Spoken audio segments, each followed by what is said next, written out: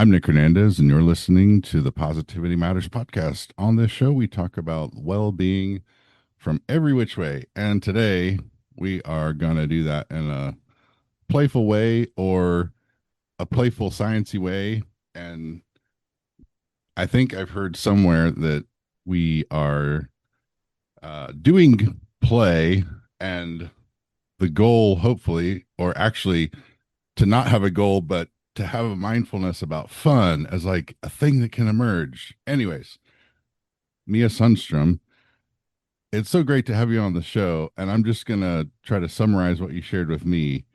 Granddaughter of Stuart Brown, one of the preeminent play researchers that helped the field sort of become a thing. So there's a lot of people that may not even know that it's a thing. So you're embodied evidence that it's a thing. So thank you for being on the show. My pleasure. Thanks for having me, Nick. Yeah, I'm the CEO of the National Institute for Play, and we really champion play as a public health necessity, not just for kids, but across the entire lifespan. Because play is biologically hardwired into the most ancient part of our brains, and therefore it really supports cognitive, emotional, social, and physical health at all ages. And so play is learning, play is productive, and yet our society really deeply misunderstands that. So we are on a mission to bring more play to the world. Seems like it's going pretty well. And you think you got yourself situated pretty nicely along the front range of the Rocky Mountains. So Sure I think that's do. even extra cool. So, Yes. um, what has some of the highlights of play been like in your own life? Yeah, absolutely. My grandfather really encouraged my parents to take a little bit of a risk. They noticed that I could not sit still as a kid, and I think this is a common story. And so they took a risk to put me into a play-based learning environment that really supported my movement style instead of penalizing it, where I could learn science outside and read while bouncing on a ball. And they also put me into the sport of gymnastics, which led me through a really fulfilling career at the D1 level. And so I have had the opportunity to really live play through my entire life and to be shown that I can do these things that I love for their own sake, for the deep intrinsic desire of them instead of only for the outcomes. And I think that's really sustained my engagement in these activities for the long term. And so I've really felt the power of play in my own life. And so as my grandfather's now 93 years old, it became really clear to me that it was my big passion project to carry forward his legacy with the National Institute for Play. That is awesome. I think that there's something about play that sort of fertilizes other good things. One of the fields of well-being science that really is becoming more and more central is hope science. Hmm. Listeners, one way to think about hope science is goals thinking, pathways thinking, and agency or willpower. And the goals thinking and pathways thinking, you can call that way power. And there's a preliminary stage which isn't emphasized so much in the hope science, but I would say why power. So there's a field of therapy called acceptance and commitment therapy that really focuses on values, which I think is great at looking at why power or this idea of strengths finders. I think they can be, acknowledged Hmm. as maybe sort of clues to what kinds of values we might really run far with if we wanted to. And I also I'm smitten by BJ Fogg's behavioral science model where he talks about incorporating celebration into all phases of growth. Like he's like, even when you think of that goal that maybe you haven't even done yet, like give yourself Hmm. a high five on the inside and like infuse the journey of growth with play through celebration. So Hmm.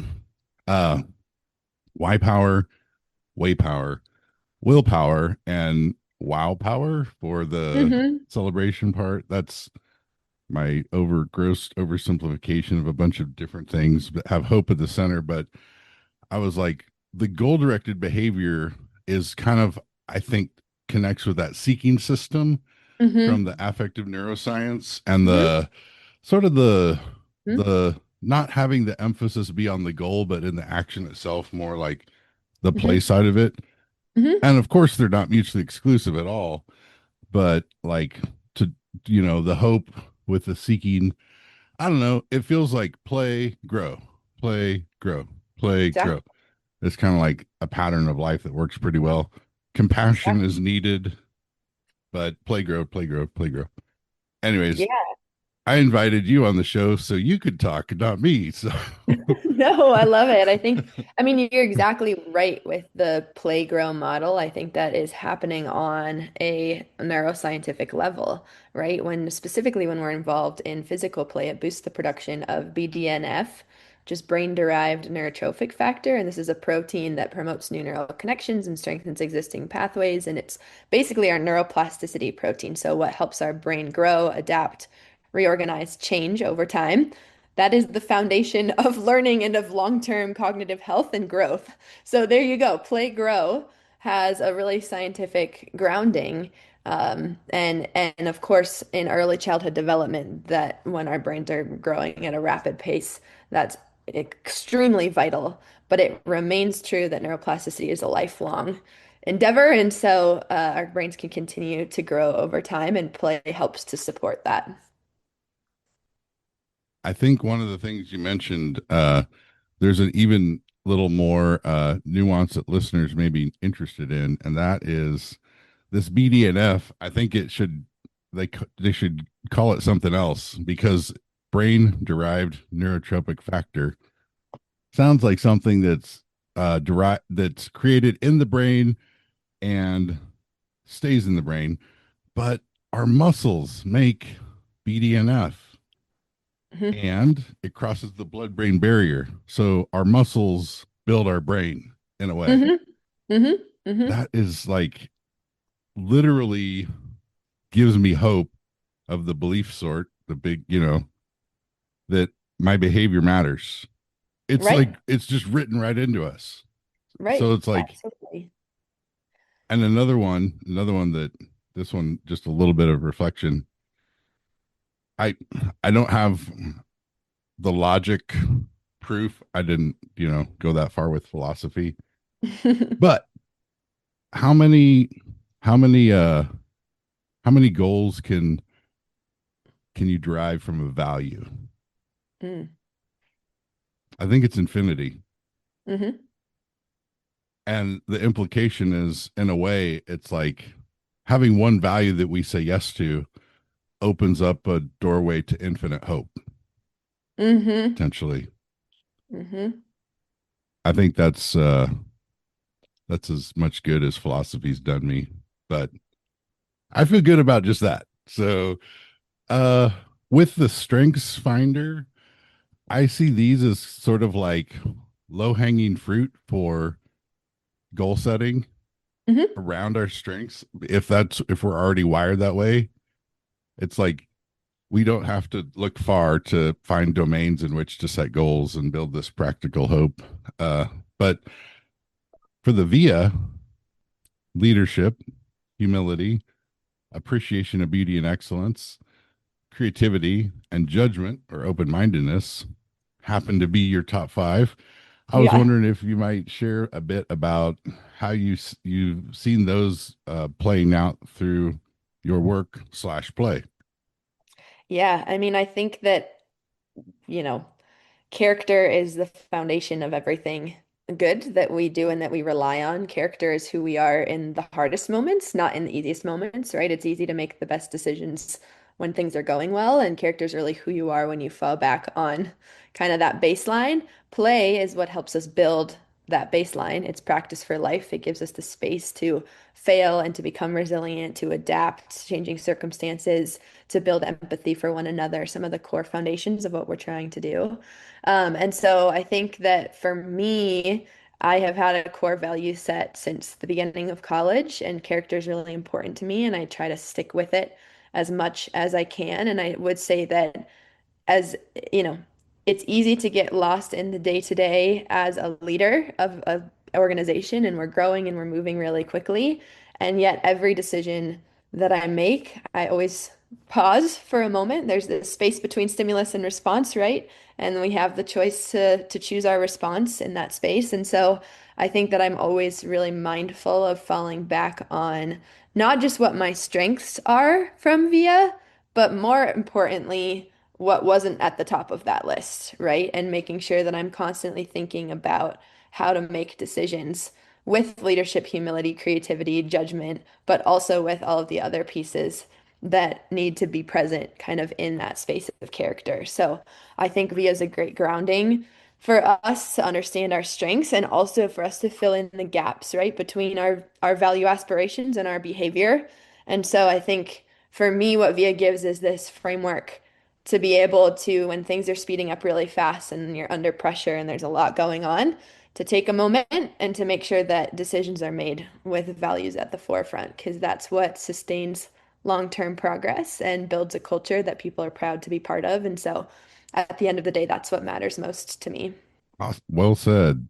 That sounds like a leader.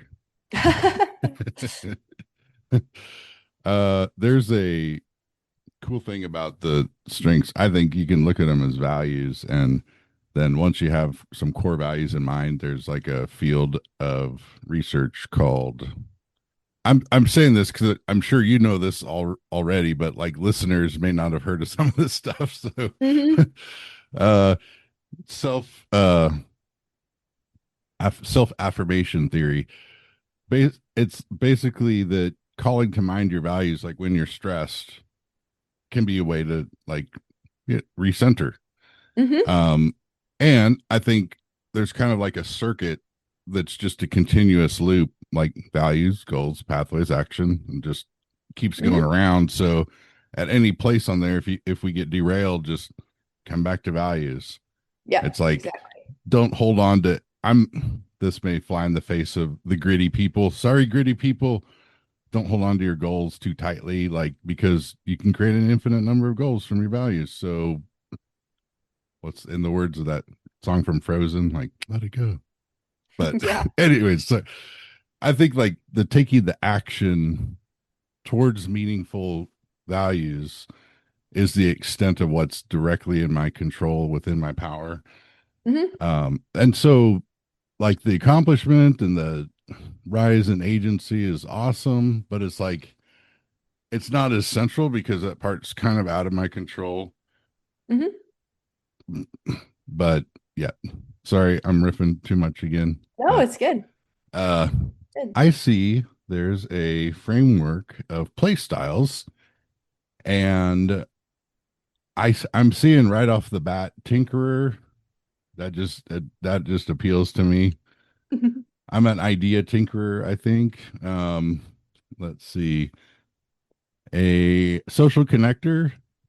I still haven't figured out social interaction, but I like to like be the connector. Um, coordinator. Yeah. Let's see.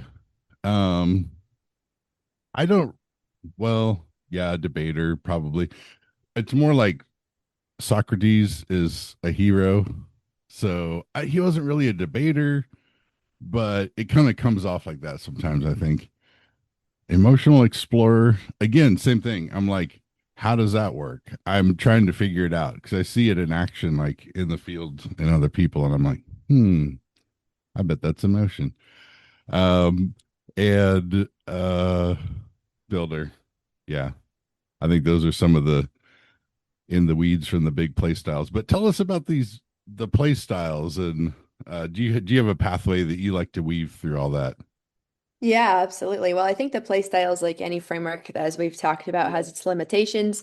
Personality is a really complex blend of nature and environment, and any framework that tries to oversimplify it by nature is not quite right.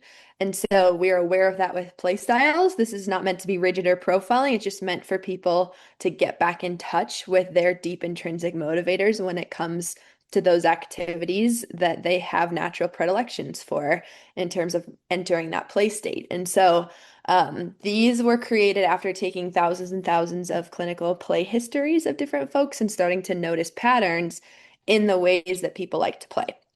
Very simple.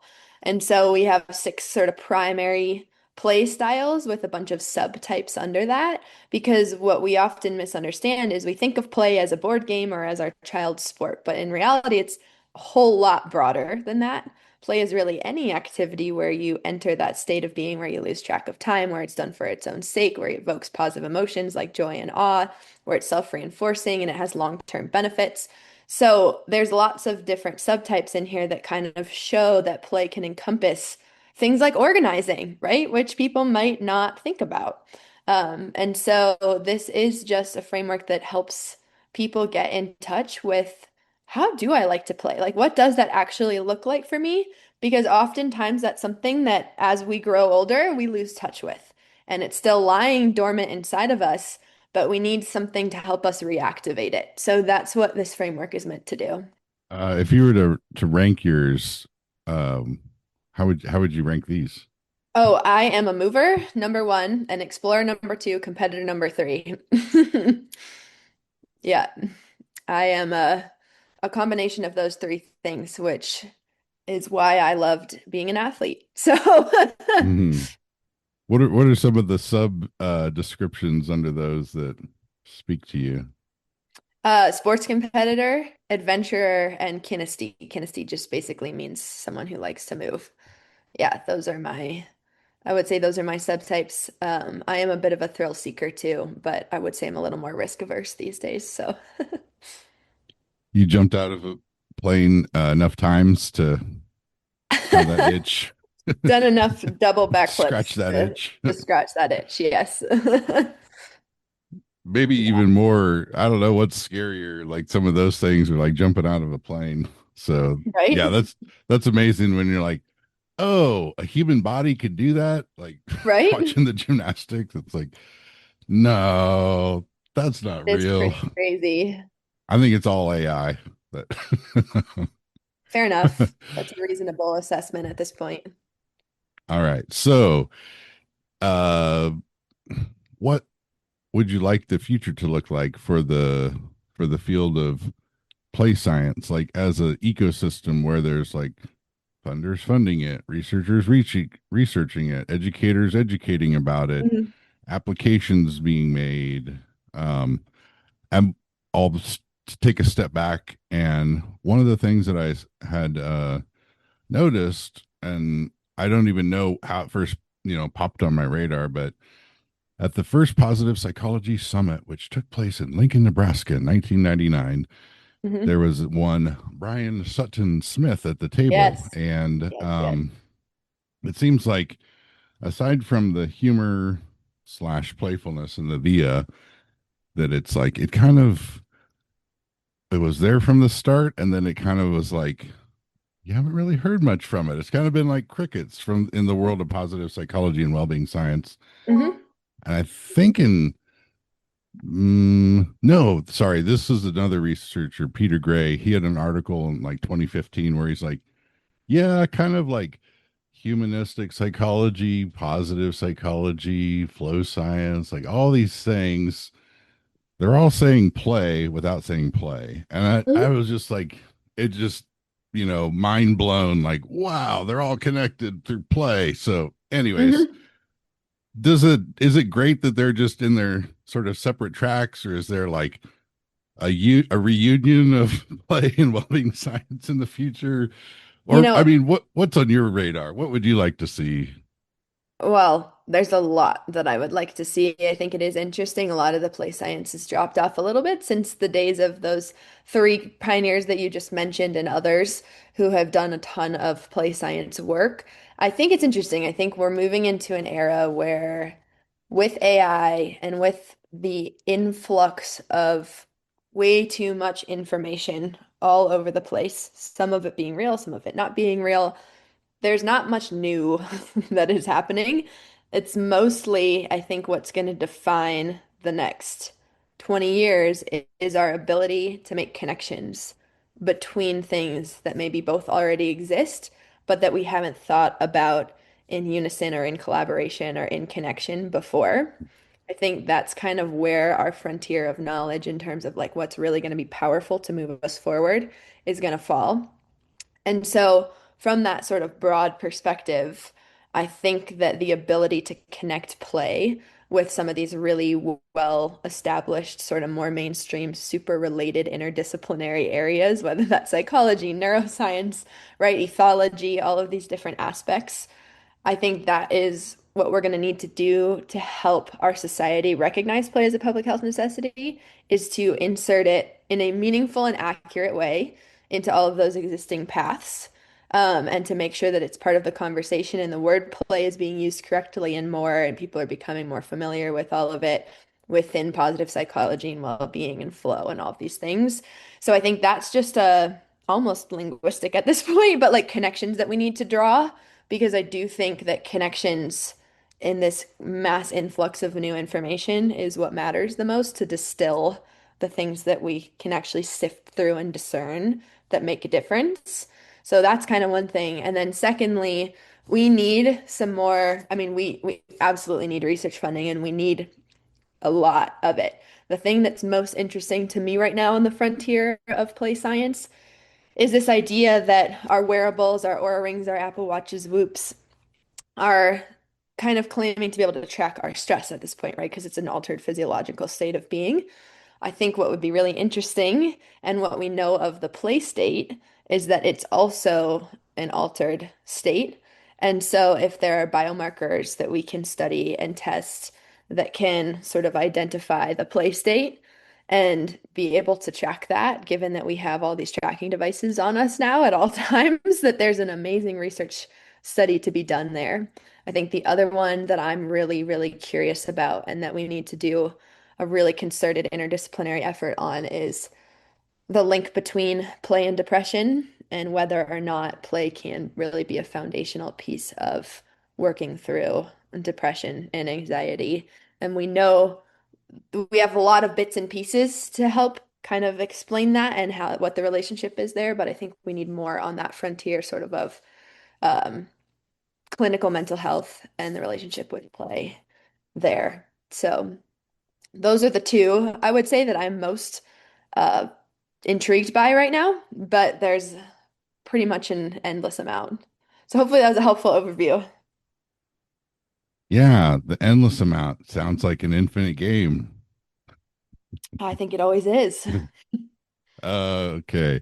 One last idea to run by you, and that is I think when in the world of kindness or pro-social behavior research that compassion gets all the glory.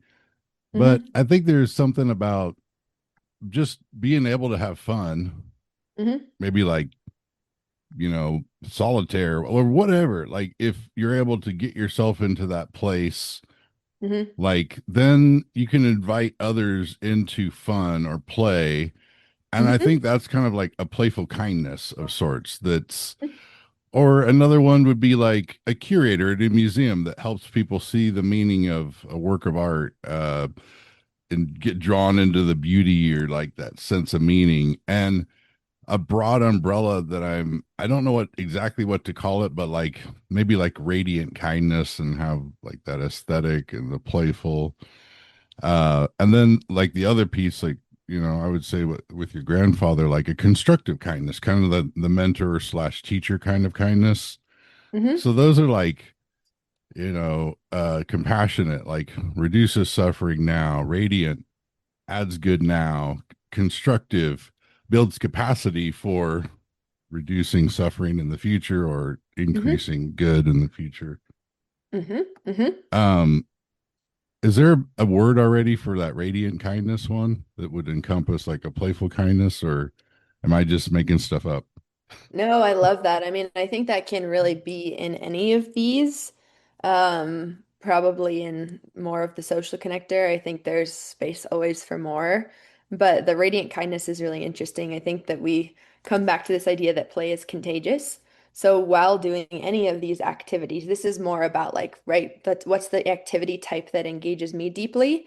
But then whilst knowing that if it's an activity type that engages me deeply and I am displaying glee and patience and kindness and empathy, all these things that come when we're playing, that is sort of that radiant kindness. And so if we're each able to get in touch with the things that make us most passionate, by nature, that will radiate out to the world and influence other people to engage deeply in that state too. So if people want to find out more Mhm. about your work and more about play, how would you direct them to proceed?